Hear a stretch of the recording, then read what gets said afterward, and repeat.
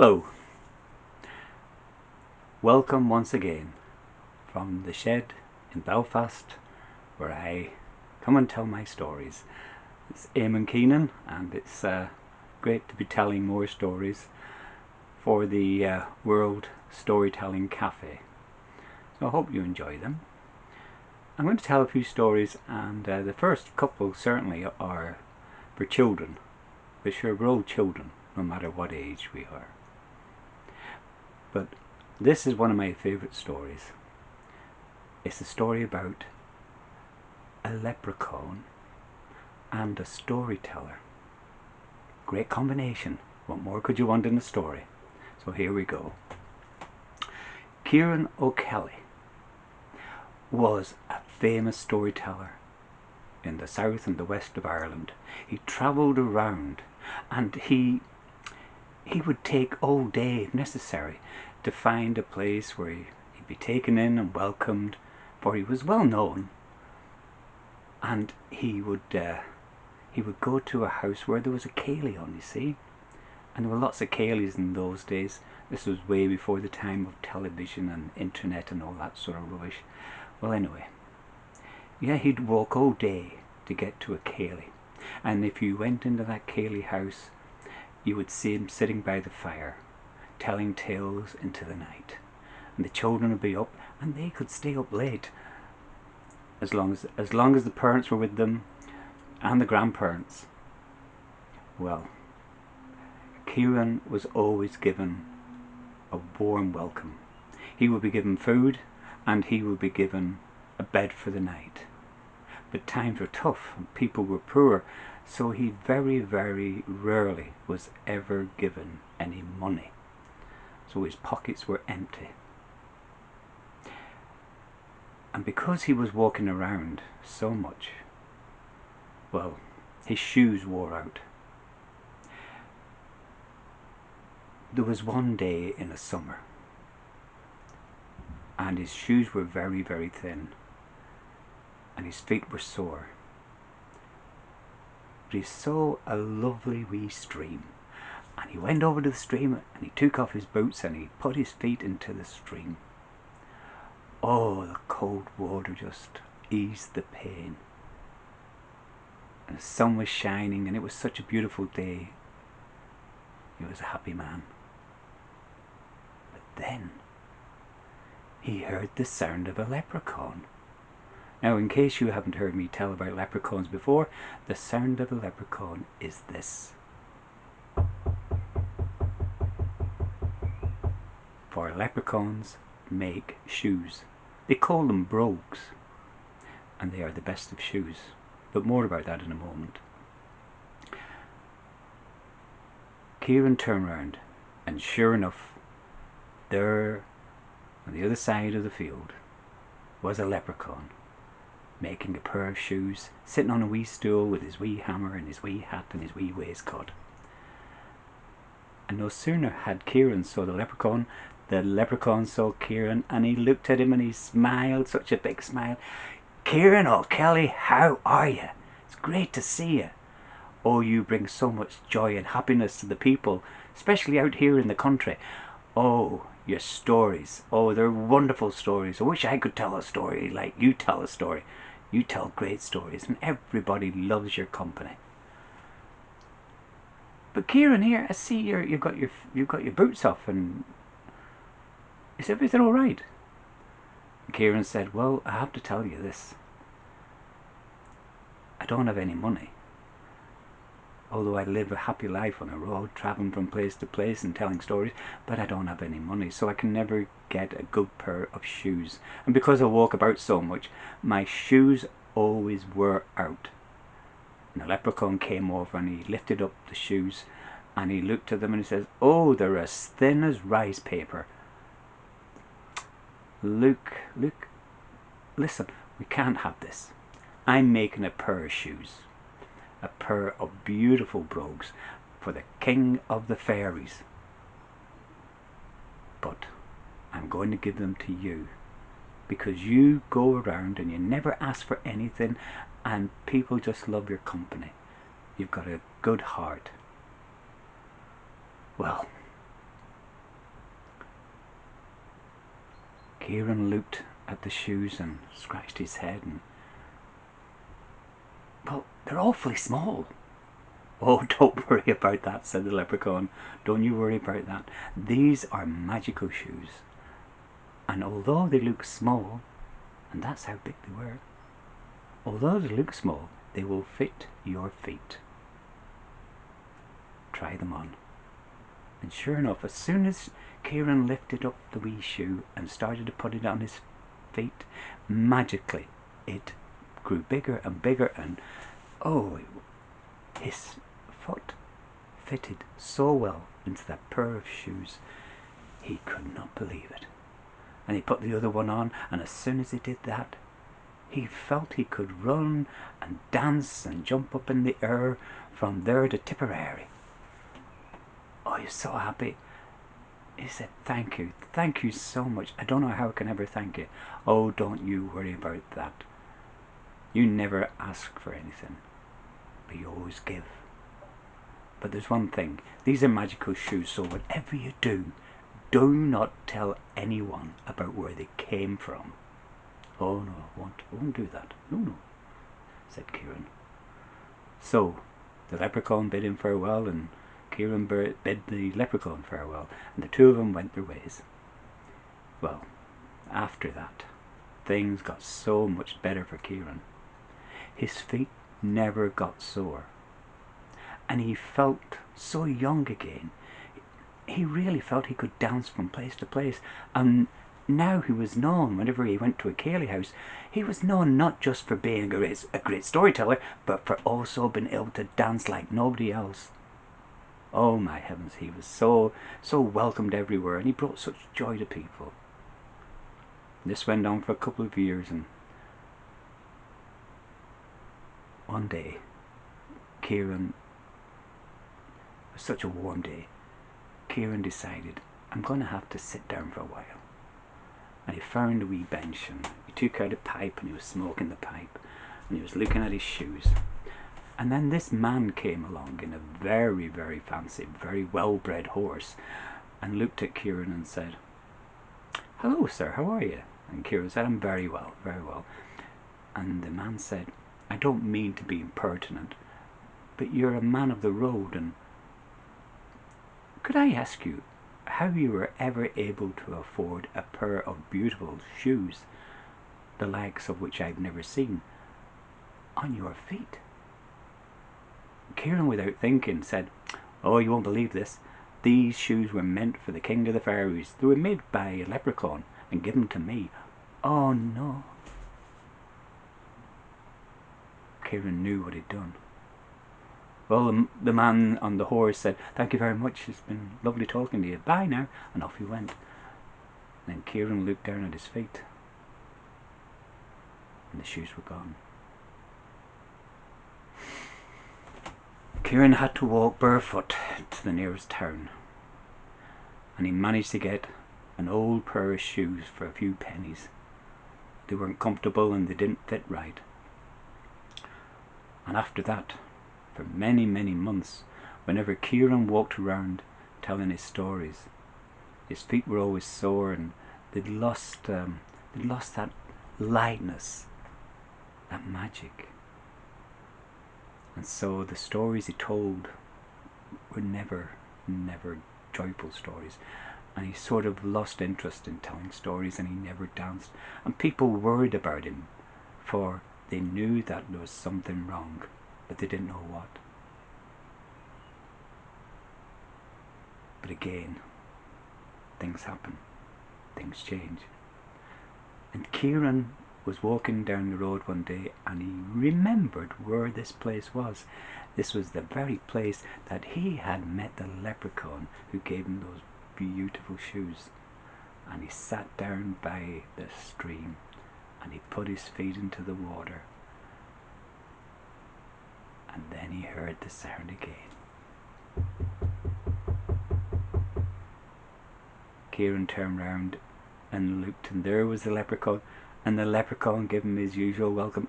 Kieran O'Kelly, it's a great day to see you.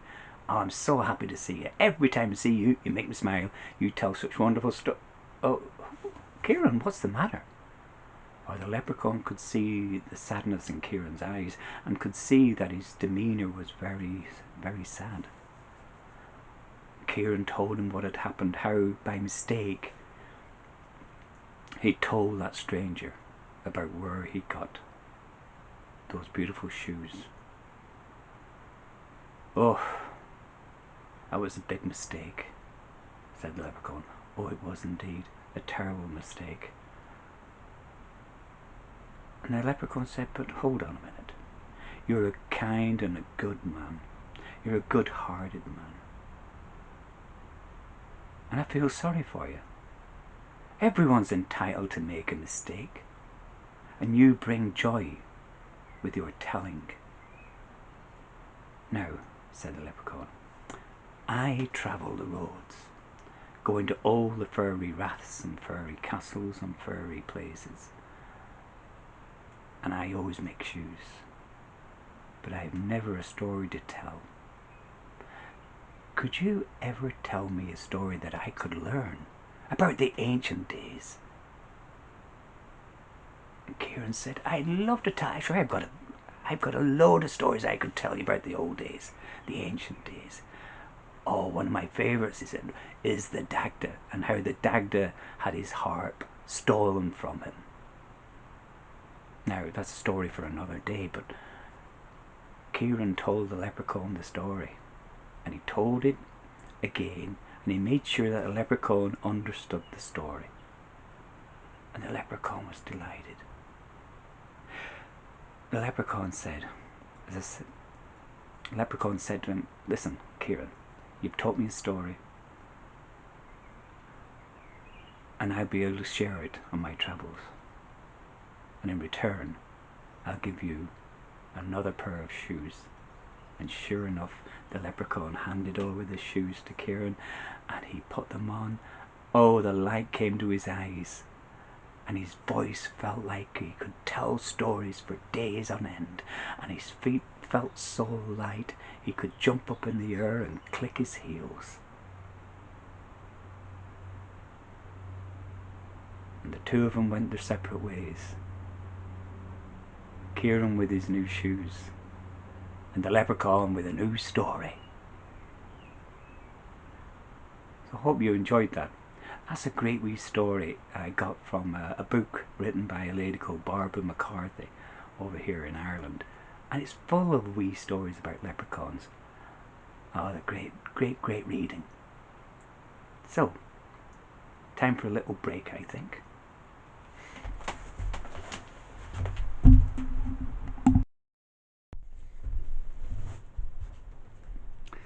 Hello again. I want to go back to the time when children would play out in the streets and have fun. And now we can't play out at all, not even us grown-ups. But when I was young, I remember long hot summers and playing out late with your friends. Maybe having a nickname. I'm not going to tell you mine. Building dens and forts and playing house or shop or war games. Climbing hills, camping out. I used to camp out in the back garden. Never really enjoyed sleeping outside in the cold, but that's what you had to do. And swimming in lakes or rivers, or maybe at the old quarry. And there was no health and safety stuff then. And fishing in the wee streams for spricks and tadpoles. Remember the time I got my first bike. Oh. And then we used to make things called guiders. And they were little mini cars. And we used to make them out of old bits of wood, and you'd maybe get your dad or somebody to help you out. And had 4 wheels, and you'd go chasing around, somebody pushing and somebody inside steering, playing hide and seek. chases, Tig, Rallyo, Kirby, marbles, skipping games, maybe swinging on a lamppost, and occasionally the odd trip to the seaside. One of my favourites was the Saturday morning cinema. I still remember the song we learnt when you went to the cinema, and you'd see all these old cowboys singing songs and shooting, and you always knew who was the bad guy and who was the good guy, because the bad guy always wore black and the good guy always was a very good dresser. But although skipping games are sometimes seen as only for girls, skipping games were great fun for everybody. They kept you fit, and you used to sing a song while you were, you twist the rope around and you'd go skip, skip, skip, and you'd maybe have all your friends there and you'd sing a song, and there were so many different types of song. I have to say one of my favourites is a song called Buy Me a Banana. I'm going to sing it. It's a very silly song. So what? Mama, won't you buy me a, will you buy me a, will you buy me a, Mama, will you buy me a, will you buy me a banana? Yes, son, I'll buy you a, I'll buy you a, I'll buy you a. Yes, son, I'll buy you a, I'll buy you a banana. Mama, will you peel the skin, peel the skin, peel the skin? Mama, will you peel the skin, peel off skin of my banana? Yes, son, I'll peel the skin, peel the skin, peel the skin.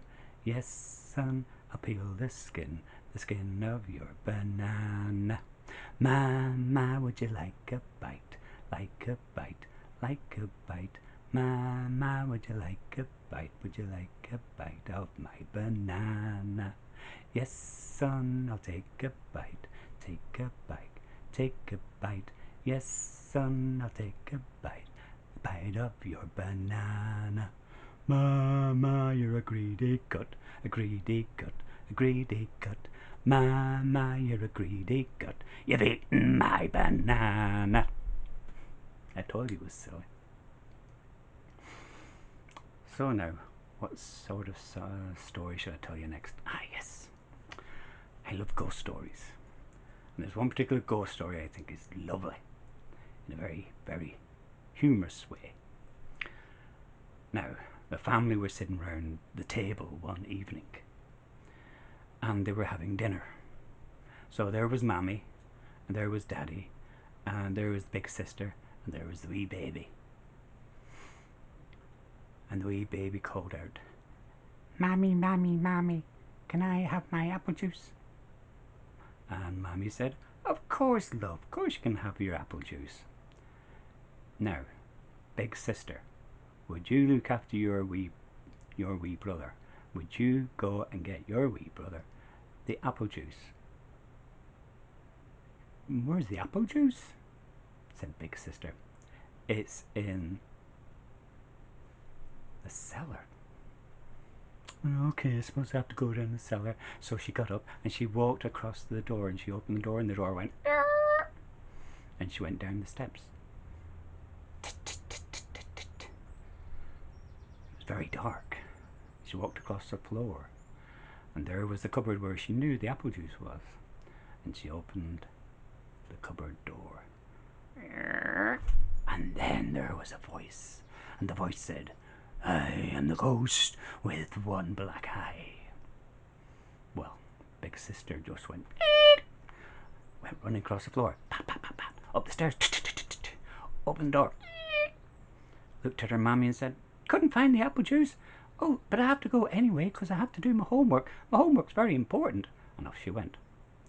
Well, Mammy looked at Daddy and said, "Would you go down and get the apple juice?" Yeah. He said, "Okay, I'll go and get the apple juice." And the wee baby was sitting there going, "Yeah, please give me apple juice. I want my apple juice, please, please, please." And so Daddy got up, walked across to the door, opened the door, went down the steps, walked across the floor, up to the cupboard, put his hand on the cupboard door, pulled it open, and as he pulled it open, "I am the ghost with one black eye." Well, Daddy turned round, ran across the floor, up the stairs, opened the door. "Oh, sorry, love, just couldn't find it. Didn't know where it was." Well, baby was sitting there, and at this point started to gurn and whine. "Wee, want my apple juice, wee." Mammy said, "Typical. If you want a job done, you have to do it yourself. You just wait there. You just wait there, son. I'll be back in a wee minute."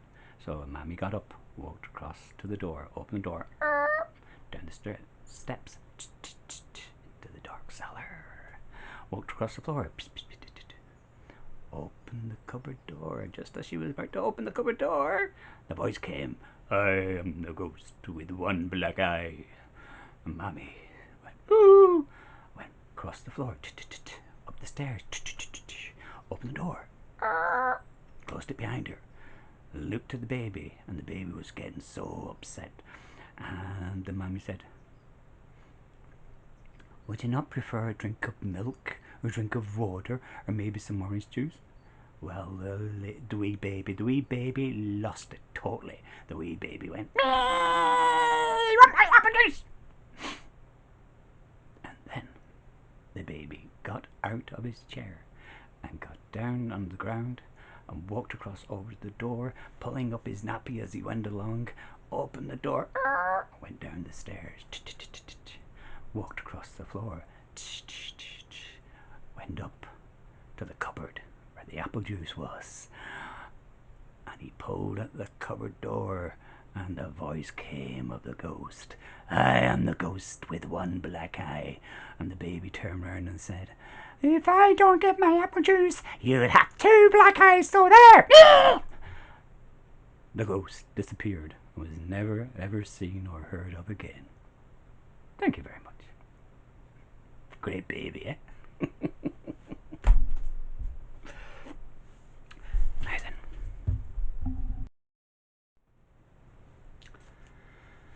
Do you know who the king of the birds is?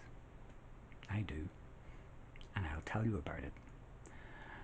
In Ireland long ago, there was a secret valley, and in that secret valley there were many trees, and this secret valley with its many trees was known throughout the length and breadth of the land to be the place where the birds would gather. It was the Valley of the Birds. Several times a year they would gather together, and they would sit in the trees, and there was a great cacophony of sound. All the birds were gathered. Robins, crows, blackbirds, seagulls,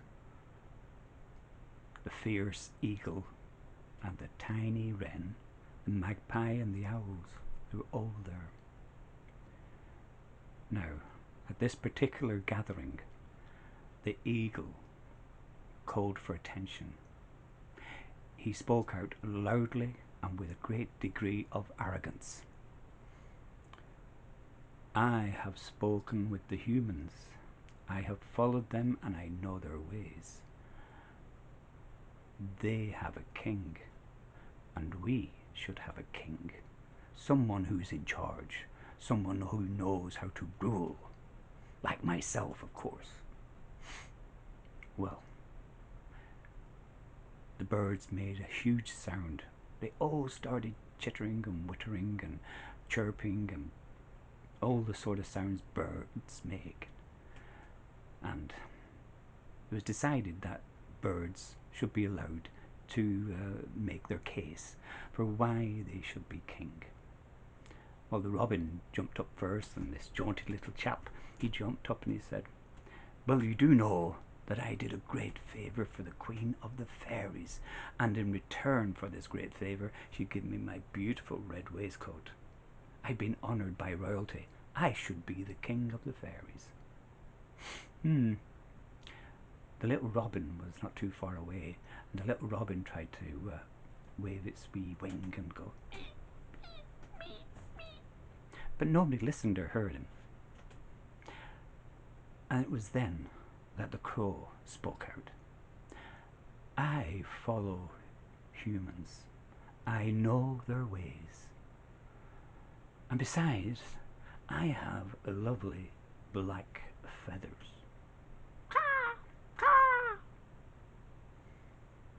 The wren once again tried to attract attention. Nobody listened.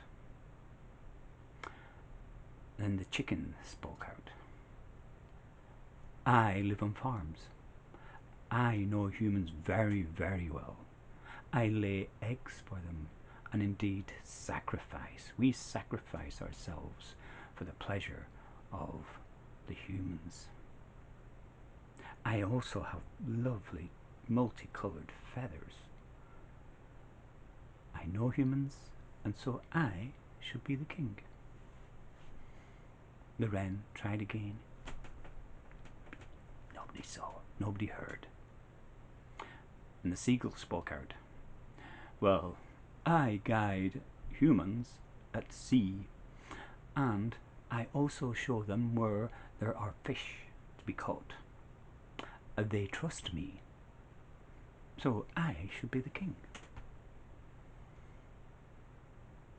The wee wren jumped up and went, but nobody looked, nobody heard. And then the eagle spoke out. I am the biggest and the fiercest of all birds. I can see further than any bird. I can fly higher than any bird. I should be king, and I am also the fiercest bird, so you should do as you're told. Well, this caused a bit of a kerfuffle. People didn't want to annoy the eagle, but they were frightened of him. And so the decision was made to call on the owl, who was the wisest of birds. And the owl thought about it for a moment and said, yes, I'll make a decision. I'll set a task, but I'll also need to have some advisors. I'll have 2 swans by my side, and we will go away and consider this matter, and we will come up with a decision about who should be the king of the birds. Well, they went off, and after a long night's conversation, they came back the next day, and then they spoke to all the birds. We have decided that we will not make the decision, but we will set a task, and that task is for the bird that can fly the highest will be the king, for after all, we are creatures of the air. So, no one is allowed to attack another bird, no scratching, no pushing. It is whoever can fly the highest.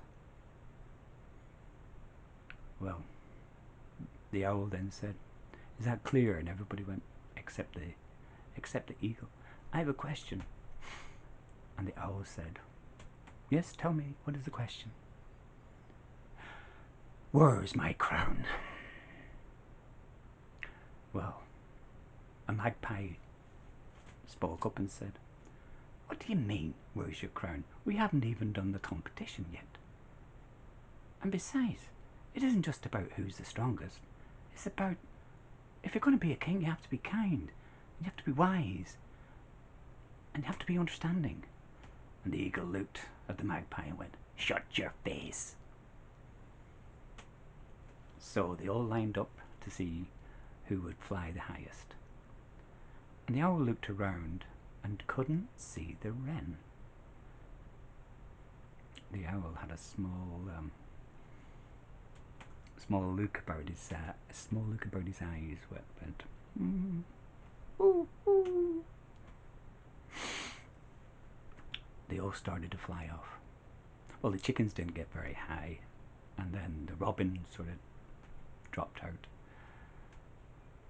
The crow then went, and the magpie, and all the birds tried to go as high as they could, but the eagle was by far the furthest in front. And even the great strong albatross couldn't catch the eagle. And the eagle flew higher and higher and higher and higher, and so high he was beyond all the birds by a long distance. He was gone so high, he got to the point where he was so tired, and he went, "Okay, you've done enough. You will be crowned king of the birds." And just at that point, just as he was ready to go back down, a little bird came from out of his back, had hidden underneath his feathers, and that little bird was the wren. And the wren said, "Thank you very much for your help," and flew up and up and up. And the eagle was just so tired, so exhausted from flying so high, it couldn't go any higher. And the eagle flew back down to earth, and he started shouting and arguing and carrying on and saying, "That wren cheated. It was a cheat. It rode up on my back. I should be the king." And the owl said, "Oh no. The wren flew the highest. For you see, to be a king, it isn't about being the strongest. You have to be wise. You have to be able to plan ahead, and you have to think how you can win when you're up against an enemy. You didn't do that, but the wren did." And so the wren, one of the smallest birds in Ireland, became king of the birds.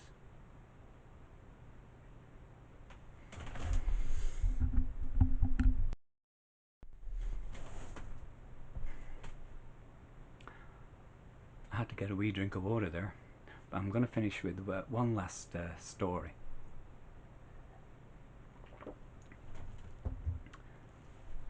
There once was a young boy who lived beside a huge lake. On the other side of the huge lake, there was a great city, and in that great city was a university. But the young boy didn't know anything about what went on there. You see, he was brought up in a very, very poor situation. His parents had died when he was still young, and the only thing they gave him was a small boat, and he used that boat to earn a living. He would bring people across the Great Lake to the big city. It was hard work. He wasn't paid much, but he made enough to survive. And when he finished work, he would go off with his friends, and they would play, and they would swim, and they would tell jokes, and they would light fires when they would cook fish. He was a happy young fella. But his friends were able to go to school, and some went on to university, but he never went to any sort of school at all. He couldn't afford to. Well, he was sitting beside the lake waiting for business when this very important looking man came along. And you could tell he was important because he had a multicolored coat, and he had a huge, high, big hat with a feather in it. This very, very important man looked down at the boy and said, "Boy, are you available to bring me across the lake?" He said, "Yes, sir." And they worked out an agreement on the payment, which is very poor. And then they started across the lake. Now the little boat had a small sail, but the young fella had to row the boat. And he rowed as hard as he could, and his hands were all calloused and sore, and his arms were sore. Oh well, that's what he had to do to earn a living. And then the very important and obviously very, very educated man said, Well, young sir. Well, young sir, tell me something. What do you know about philosophy? The young man said, I know nothing about philosophy. What is philosophy? I have no idea what that means. You don't know philosophy? Have you ever studied calculus? What? Said the young fella. Calculus? What's that? Oh, mathematics then. Mathematics, said the very, very important and very distinguished educated man. Do you know anything about mathematics? No, I can count a little bit, but that's about it. Oh. Well, do you know anything about astronomy? Well, I know the sky at night is full of stars, and I know the names of all the different, but I know very little about astronomy. No, sorry. He kept on rowing, and then this very intelligent man said, do you know about the history of the land? And the young boy said, no, sorry. I live for today. And then a very important man looked down on that young man and said, you know nothing. And the boy said, but I've never been to school. I can't afford to go to school. And the very important man said, well, I have been to the best schools and I have been to university, and indeed I'm going to the great city so I can speak and teach at that university. But you have wasted half of your life. The poor young boy had his head down. He felt very, very, very small, insignificant, unimportant. But then a huge wind came up, a sudden storm, and the boat began to rock from side to side, and it was only a small boat, and it rocked faster and harder, and then the water started to come into the boat, and the boat started to sink, and the young boy looked at the very important man and said, excuse me, sir, do you know how to swim? And the important man said, no, I have never needed to swim. And the young boy jumped into the water and swam away, said goodbye, but I'm sorry, sir, you have wasted all of your life.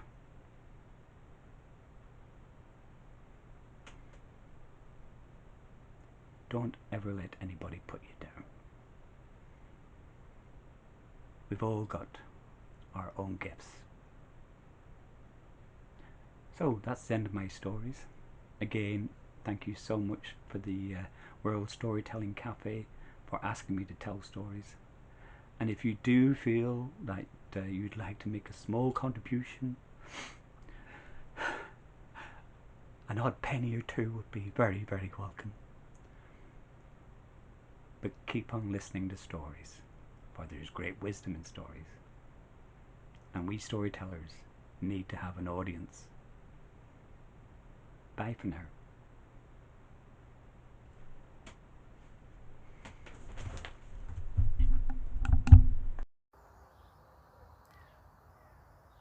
Young and old, you've been listening to a wonderful storyteller. And if you really liked it,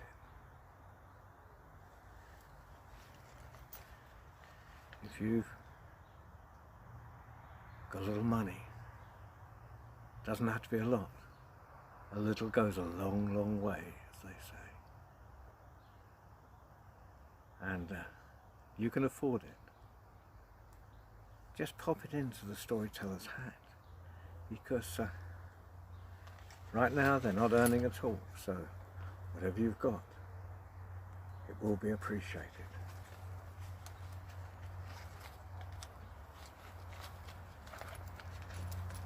And I'm sure you parents will have set a good example for your children. Oh, it's lovely. I'm only joking. But it will keep some of us going through this crisis. And those of you that are all self-employed out there will know exactly what I mean. And you're probably exempt.